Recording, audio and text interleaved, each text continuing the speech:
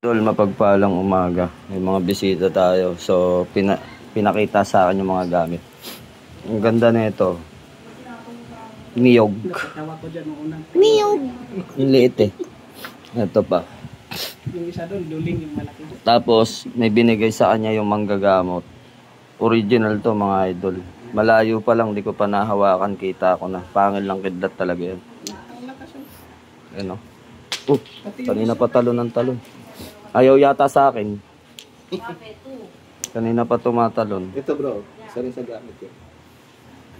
Oo. Pangil din. Pangil din, pula pa. Tapang yan. Yung matapang. Kuha ko din sa mga gamit din. Ito bro. Yan mga gamit nila. Ito pa, Yung commander, iwan ko na yan, yung may pula. mapula. Ito, bakit wala kang gamit? Yung mga gamit nyo. Yung galing sa'yo na ano, nasa akin. Kapit na kapit oh. Sa inaman itong mga gamit na to.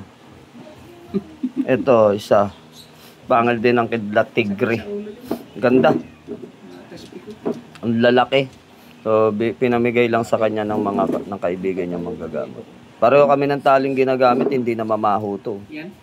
Hindi yan bumabaho sa liig. Swerte mo kuya, bihira yung tigre na yan. Meron naman ako. Iiwan mo na to. Swerte yung mapuntahan nito. Ang dami kasama yung ano na yan. Bigay natin sa iba.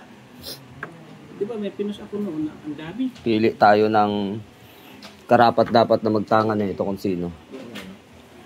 Ikaw yata, kursunada mo eh. Pag masakit sa ulo. Inang mga idol, ang ganda.